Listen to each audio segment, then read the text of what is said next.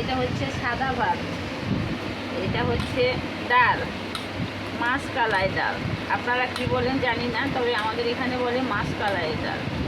আর এটা হচ্ছে আলু পোস্ত, বাঙালির আসল তরকারি হচ্ছে আলু পোস্ত। আর এটা হচ্ছে মাছের ঝোল, এটাও মাছের ঝোল। এটা মাছ ভাজা।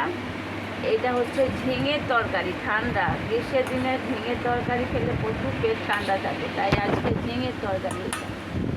এটা হচ্ছে সজনের ডাঁটা, এর সঙ্গে আছে বরবটি শুঁটি আর বেগুন, একসঙ্গে মিক্স তরকারি।